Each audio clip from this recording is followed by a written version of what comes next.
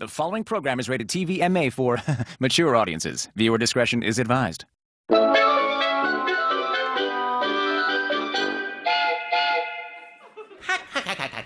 Say, olive oil, want to have dinner with me tonight? Oh, Popeye! There's nothing I'd love more. I don't think so, you runt. Come here. Oh, no! Popeye, help! This looks like a job for me, spinach. What's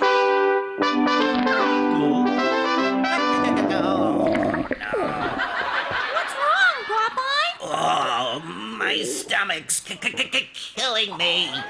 Well, maybe it's because you just downed a full can of pre-cooked spinach in one bite. Really can't be good for you. I'm fine. No, you're not. I mean, you didn't even chew.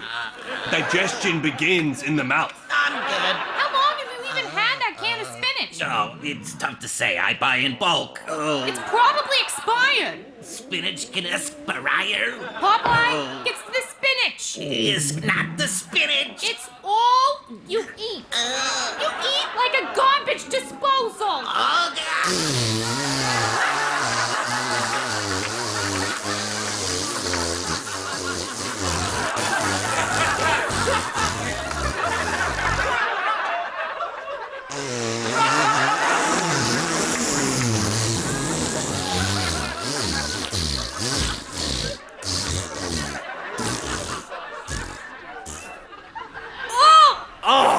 Oh, it's absorbing into my beard. God! Let's get out of here. Bye, Popeye. Oh, You're God. gross. Smells like low tide. Oh.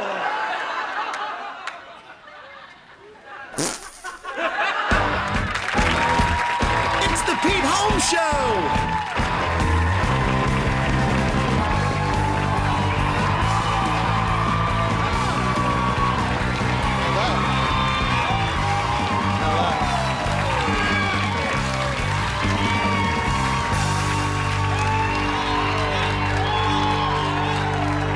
Thanks, everybody. I always try to have the body language nice and open up top. You want to be like, hello. You know what I mean? That's evolutionary. It's like if you do this when you're nervous, you know what I mean? It's because this is a kill stroke. For like a tiger, that's your bowels. Ah, he's got you. Also, your shoulders, when you do that, it's to protect your neck. You ever notice when you're nervous, you're like, well, it'd be great to work at Kinko's. Relax. Open. Open hearts, open hands. Let's pray. So yeah, this is what I do. I'm a TV host. But you know what I did before this? I waited tables at Bennigan's. Yeah. That's what I did before this. Not immediately before this. It wasn't like, hey guys, sorry to interrupt. Southwest Sampler, right? Real good, real good, real good. This is Carrie. She's taking over. I got to run to TBS. Wasn't like that. But I used to wait tables at Bennigan's in Chicago, and I loved it. I loved being a waiter. Everybody called me Moose. Big guy, called him Moose. Name tag said Moose. When I clocked out, I'd get on the restaurant PA and go, the moose is loose, moose is loose. It's true. Good times. And you know what else I loved about being a waiter maybe the most was the tips. Not just the money, but like working for tips. I love working for it. Because being a waiter, it's kind of like the American dream. The harder you work, the more you can make. It's kind of like Scarface. Only waiters do slightly more cocaine. I'm just kidding. Moose was drug-free. Was. But here's what I want to say publicly about tips. Some people don't know this, but waiters don't make an hourly wage. You do, but you get like a check for 12 cents. Like, do I work at a lemonade stand? So I just want to get this out there. The tips aren't extra. The tips are all of it. That's how they get paid. So tip your waiters well. Give them an extra $1. Who cares? Just get it in there. You'll make somebody's day and their rent. Think of the service industry like the original Kickstarter, but you're helping to fund a person's groceries and their self-worth instead of an indie movie your friends are trying to make about wind farms. Bro, it's called Blowing in the Wind. We only need 80 grand. That's a good idea. Wind isn't the only thing that blows, Kevin. Forget Kickstarter. Give it to a waiter. They're giving you a lot. In exchange, you get hot food, endless refills, and sometimes some very convincing flirting from a girl in a bow tie. Just like, can I have some extra cheese, honey? You can have whatever you want. I get all excited, woo, extra cheese, that's code for sex. I'm gonna give her more than just the tip. Okay, that's a bad joke. That's a bad joke. Good night. But here's the rule. For good service, tip 20%. And I know that freaks some people out. You're not good at math, neither am I. I'll make it easy. Move the decimal point over 1, double that number. It's simple. If the bill is $30, move it over. 3 times 2 is 6. Tip $6. If it's 40, why am I doing this? I think you got it. There's one guy at home like, wait, what if it's 50? Why am I even explaining this on late night anyway? When did this become Schoolhouse Rock? Just like, and that's how you tip. But here's where it gets more complicated, because sometimes 20% isn't enough. I'll tell you when. I call that time breakfast. Breakfast is cheap as shit, and that waitress busts her ass for you. So sometimes it doesn't end up fair. Like bringing someone 3 types of juice. Everybody loves every juice. All the juices you have, just for me. That's 1 tray of goddamn juice just for one guy. Eggs, they bring you eggs that are impossibly still hot. That's not easy. And bacon cooked to your exact specifications. Just like, listen, I want it crispy. I want crispy, all right? But I want to have a little bit of give. Just a little bit of give. Like, you know what I mean? Like, cook it, but then, like, take it out right when it's, like you know, you know what I mean? Like, you bite it, it's kind of like somewhere in between, like, a poker chip and a fruit roll-up, you know what I mean? You know what I mean? She's sweating, running out of the kitchen like Vishnu, 4 arms, each one lined with 5 plates. They got a short order cook screaming at him like, 86 the waffles! Over easy, coming up! I just deep fried the side of my hand! Constantly slamming that bell with the spatula like, ding, ding, ding, move, move, move! Now, after all of that trauma, your breakfast bill comes out to like $4.75. This is where 20% doesn't work. 20% of $4.75 is like 90 cents. If you leave that hard-working breakfast waitress a 90-cent tip, you deserve to be banned from breakfast. Throw her a couple extra bucks. Throw her 5 extra bucks. She's been up since 5 a.m. setting up the patio while it was still dark. You haven't seen the bottom of the coffee cup since you walked in, and if you have the audacity to tip her barely enough to snap into a Slim Jim, yourself. We got a great show tonight. I will be talking to comedian Daniel Sloss, and when we come back, I'm going to play Dungeons and Dragons for the very first time. You don't want to miss it. Stick around.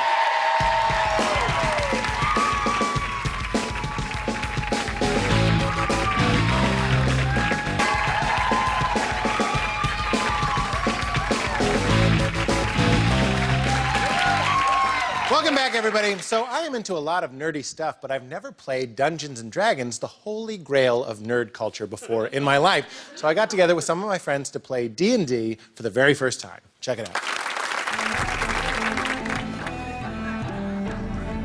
This is great, guys. I'm so excited to play Dungeons and Dragons for the first time. Excellent. So in this game, you can do anything you want. You have complete free will, okay? I love it. Open-ended. Okay, let's set the scene. Xanadon, Elric, Thaddeus. You enter an old tavern in the town of Beldain.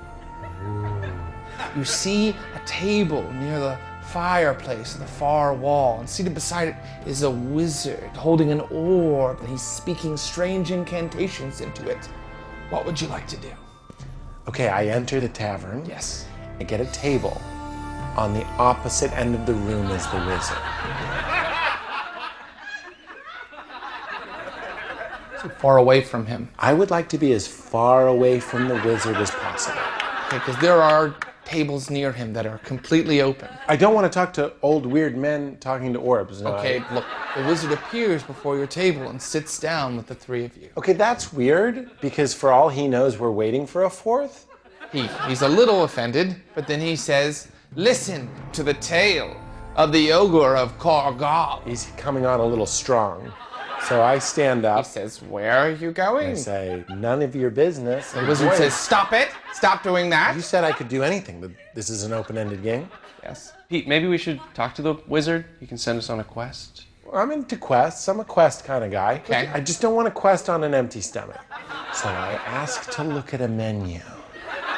The tavern wench comes over and she Ooh, goes, tavern wench. she's in her 40s. How's her body? It's good. What's good here, milady? She says, the mutton? I would love the mutton. Maybe we should do something a little more adventurous. More adventurous. Lean in real close and Yes. say, give me the eggplant parm. How is that adventurous? 6 times out of 7, it gives me Rhea. Rhea? Diarrhea. There's no, she says, there's no eggplant parm. Of course there wouldn't be. It is a dark age economy. So why would that even be in this? Then I'll have the mutton. Fine. You have your mutton, okay? Can we just please, can we take it seriously now? Okay. All right? Okay. I reach down to the cold handle of my steeled blade. Yes, your ever blade of frost. And I remove it from its sheath. Yes, everyone looks in your direction. And they watch me as I cut my mutton into smaller, more digestible pieces. Okay, you know what? Screw it. I go up to the wizard. Thank you. I am Tristram, the wise man of this village. My orb has shown me an ogre dwelling in the shallow margin. I need you to go on a quest to stop him. I accept this quest. I too accept. Xanadon, we are going on a mighty quest. Will you join us? I need to get some shut-eye sleep off the mutton. And then I'm going to ask if there's an inn attached to this tavern. There is an inn. A D&D B&B? Sure. Dungeons and Dragons and beds and breakfasts? Yes. Okay, I'll get a room. Okay. The other 2 warriors set off on their quest. Elric, the ogre, roars. You can smell its breath, and then it attacks you with stone fist. It's a hit. Okay, I counter with disruptive strike. Success. I use Storm of 1,000 Blades. Yes. I just kind of walk into my hotel room and, just kind of like soak in the vibe. Okay. So I'm going to soak in. All right, you don't even have to roll. You rolled. And okay, so you successfully soaked in the vibe. Great. I'm going to kick off my weird boots and just kind of get in there. Very good. All right. The ogre uses Thunder Dash on the 2 of you who are in the adventure. And it is a critical hit. And I am dead. Me too. Game ogre. You guys, ogre kill yourself, game ogre. I'm gonna go.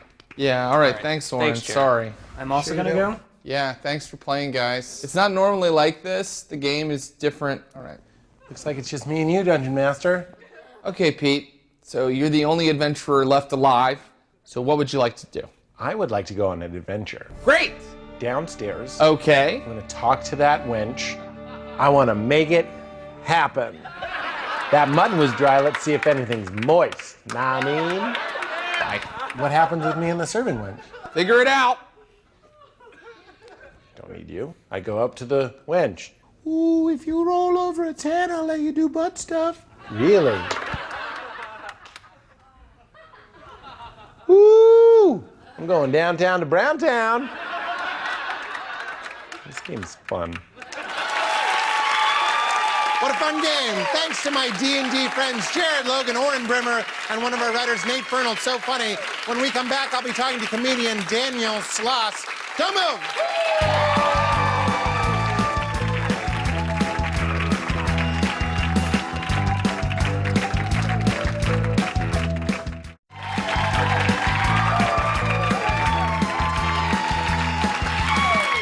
Welcome back, everybody. So I recently sat down and talked with Scottish comedian Daniel Sloss. He's so funny. He's only 23. He just made his American TV debut on Conan earlier this very year, and he told me one of the craziest stories I've ever heard in my life.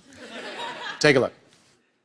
I'm super excited to be sitting here with Daniel Sloss, a hilarious comedian, Scotsman. Mm-hmm. Is Scot derogatory? No. A Scot. Mm-hmm. F Scott. It's just Sloss doesn't sound good. It sounds like a side. Like a what? Yeah, A side like a of... side dish. I'll have the turkey burger. Do you have Sloss? We got some. Is it vinegar or is it mayonnaise? Well, we can choose. We make it fresh in the back. Nobody likes 2-day-old Sloss. It's not great. You're a young man. How old are you? I'm 23. And you've been doing comedy 6.5 years. That's a long time. Yeah. So your parents encouraged you to go into comedy? Oh, yeah. Dad's a huge comedy fan. Since I was very young, I watched stand-up with him since I was like 5 or 6. And what do they do? My mum she's got a PhD in microbiology, so it's like greenhouse emissions. And, wow. And my dad is a computer programmer who's currently working on 3D underwater sonar. So they're both Geniuses. geniuses. This is what happened when you combine their sperm. No, that's not how pregnancy works, is it? No. Your mother's sperm. And my dad's sperm. No. When the two sperms combine, they make a child so stupid. He thinks both people have sperm. No, it's the sperm and the egg. The egg. Yeah. Ovum. Ovum? A bit of an ovum in it. Well, I didn't know. For years and years, I thought the sperm was the baby and the egg was it's the house. I was just gonna say, it's his house. Yeah, because he just goes in there and the egg keeps it safe. Yeah. And then it grows into a baby. I actually think that informs how we view men and women. It's such a male perspective. It's like the sperm is the dude, and the leg keeps the dude safe. She looks after him like his mama. Nurture it, and then the dude grows and comes out of the woman and smashes that puss. Can you teach me a good Scottish? Gooch. But I think that's... Gooch? Gooch. Gooch? Gooch? You don't have that here? We have designer bags. Canal Street, you can get a fake gooch. Gooch. Gooch is the bit between your balls and your anus. We call that the taint. Oh, the taint. Building bridges between our divisions. We call that the taint or the notcha, because it's not your penis, not your penis. And that's now what I'm calling it. That's amazing. The notcha! What about intercourse? You having intercourse? I have had sex with over 1 woman. So that's... I'm going to call that double digits because I do... Because I got 2 in. Double digits! Double digits. They call them digits. For years and years and years, like all my comedian friends always had sort of like great sex stories, like as comedians do. And it wasn't until I went to Sweden for the first time. You went to Sweden? I went to Sweden. I met this girl. Let me guess, you're 24 and you got out of like a 3-year relationship recently? She's like, I'm married with 2 kids. And I was like, oh, well, okay, well that's just then the game over sign came down. Yeah. But I'm not an asshole. I'll play after the credits and stuff. I wasn't going to stop talking to her because she wasn't going to have like sex with the DMV? Yeah, you've been done. This window's closed. Yeah, and so I'm like, I'm going to go to the after party. And she's like, oh, I thought we were going to go back to your hotel room and have sex. And I was like, oh, I didn't know that was an option. But sure, that sounds way better than what I had planned. So like, you and your husband are divorced. She's like, no, but he cheated on me 3 years ago, so I owe him one. She kissed me, and when she kissed me, I noticed her hand was on, one of her hands was on my back, but her other hand wasn't anywhere. And she brought it up here and took a photo of us kissing and then sent it to her husband. And I was like, okay, so this is like Sweden's a very liberal place. It's very free for thinking and stuff. So I was like, this is like an agreement you guys have. She's like, no, I just want to see how you'll react. And we went to the hotel room. We're having sex. Wait, no, what? Oh yeah, I didn't have a choice anymore in this, and I was drunk. You're just a pawn. I was used. It was awesome. You were used. It was so good. You loved it. Yeah. You loved being used. Oh, it was amazing. So you're boning. Her phone's going off the entire time. Jesus Christ! Yeah. Texts. No! Phone, Snapchats. No! And I'm like, what are the Snapchats? Just him like... videos of him going, and so I'm like, you're gonna need to hang that up. This is freaking me out. Turn it off. Like, it's distracting me. She leaned over, answered it, put it on loudspeaker, and then started moaning down the phone to her husband, who was screaming shit in Swedish back at me, which I didn't understand, but it almost definitely wasn't encouragement. I've been unable to perform because the mood wasn't right. You're still boning a woman while her husband's screaming at both of you in a goofy sounding language. Yeah. Daniel, I've never met you before. This was a real pleasure. I watched your stuff on Conan. You're super funny. Love to have you on this show sometime as a stand-up as well. Definitely. And awesome. Thank you for doing this. Thank you very much for having me. Daniel Sloss, everybody. It's a side of Sloss. And it was delicious. What was that? I'm not even sure if this show is on in Sweden, but Daniel, please, be careful, just in case. That was insane. We will be right back with more show, everybody.